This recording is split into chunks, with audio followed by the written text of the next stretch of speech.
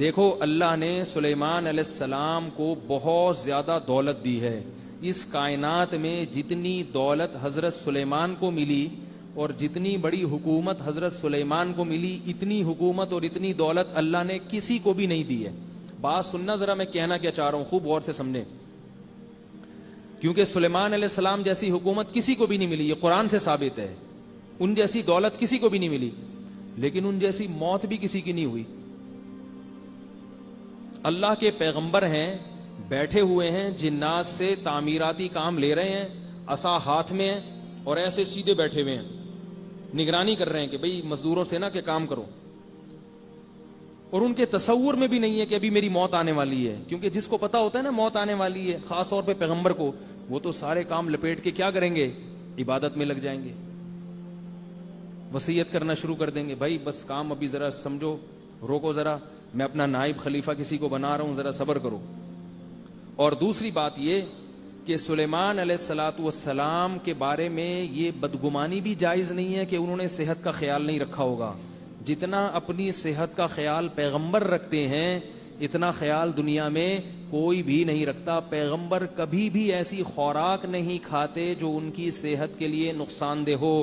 پیغمبر کبھی اتنا نہیں کھاتے کہ جو ان کی صحت کے لیے نقصان دہ ہو. پیغمبروں کی زندگی بالکل معیاری ہوتی ہے, صحت کے اعلیٰ معیار پر ہوتی ہے, اور کوئی پیغمبر اللہ نے کمزور پیدا نہیں کیا. سارے پیغمبر خوبصورت, پرکشش, انتہائی اعلیٰ اور معیاری صحت کے حامل ہوتے ہیں. تو اب مجھے بتاؤ, سلیمان علیہ السلام لاٹھی ایسے ہاتھ میں رکھ کے, ٹیک لگا کے, اور نگرانی کر رہے ہیں, اور اللہ فرماتے ہیں موت کا فرشتہ آیا اور روح قبض کر کے چلا گیا. ایسے منٹوں میں روح قبض کی ہے کہ وہ اسی طرح ہی پڑے رہے ہیں, بس ایسے بیٹھے میں, اور موت آ گئی, کیونکہ ٹیک لگی ہوئی تھی, گرے نہیں. اور جنات یہ سمجھ رہے تھے کہ سلیمان علیہ السلام نگرانی کر رہے ہیں, کیونکہ انبیاء کی جب موت واقع ہوتی ہے تو ان کے جسم میں تغیر نہیں ہوتا. انبیاء کی باڈی محفوظ رہتی ہے, اس میں کوئی تغیر نہیں آتا.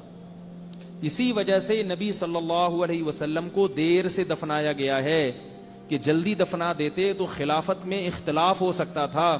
صحابہ نے سوچا کہ نبی کو دفنائیں گے بعد میں اور خلیفہ کا تعین پہلے کریں گے, ورنہ مسلمانوں میں تلواریں نہ چلنا شروع ہو جائیں. جبکہ عام میت کو جلدی دفنانے کا حکم ہے, دیر سے دفنانے کی اجازت نہیں ہے. اس پر رافضی لوگ یہ اعتراض کرتے ہیں صحابہ اکبر کے نبی کی توہین کی, اتنے دن تک دفنایا نہیں. تو یاد رکھو, نبی کی اس لیے توہین نہیں ہے کہ نبی کے جسم میں ذرہ برابر بھی تغیر نہیں ہوتا, ایسے ہی چمکتا ہے, ایسے ہی فریش ہوتا ہے جیسے دنیا میں تھا. تو صحابہ نے سوچا کہ خلیفہ کا نامزد ہونا پہلے ضروری ہے, ورنہ کہیں منافقین امت میں اختلاف نہ پیدا کر دیں, اس لیے بعد میں دفنایا ہے. تو سلیمان علیہ السلام کے جسم میں کوئی تغیر نہیں ہوا, بالکل ایسے بیٹھے ہوئے ہیں. موت آئی اور گئے دنیا سے. یہاں تک کہ دیمک نے ان کی لکڑی کو کھانا شروع کر دیا, جو عصا تھا نا, عصا لاٹھی, وہ کھاتے کھاتے جب اس کا بیلنس آؤٹ ہوا ہے تو سلیمان علیہ السلام زمین پہ گر گئے. پھر لوگوں نے آ کے دیکھا, نبض چیک کی, لوگوں نے بولا بھائی ان کا تو انتقال ہو گیا.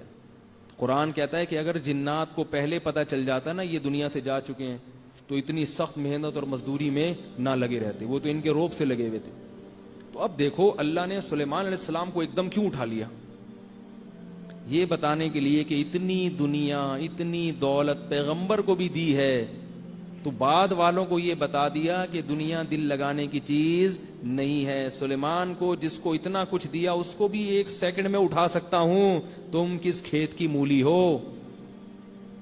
بات نہیں سمجھ میں آ رہی, کیا کریں یار. چائنیز زبان میں سمجھاؤں گا.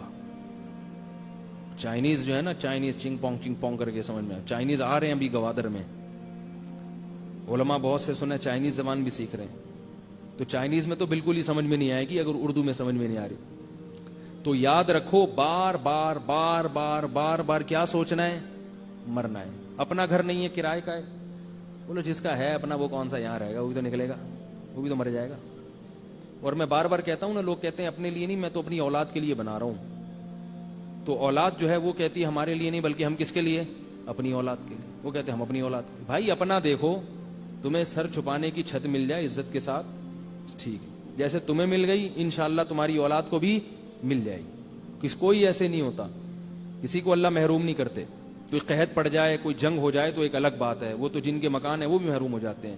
تو اللہ نے پیسہ دیا ہے, مکان بنا لو, نہیں دیا تو بحریہ ٹاؤن پہ رالیں مت ٹپکاؤ سوچ سوچ کے ہائے ہائے ہائے اتنے پلاٹ نکل گئے, ہائے کچھ نہیں ہوتا, مریں گے کھپیں گے, دنیا ہے. قبرستان زیادہ آباد ہو رہے ہیں, بحریہ ٹاؤن میں اتنے پلاٹ نہیں ہیں جتنے قبرستانوں میں پلاٹ پڑے ہوئے ہیں.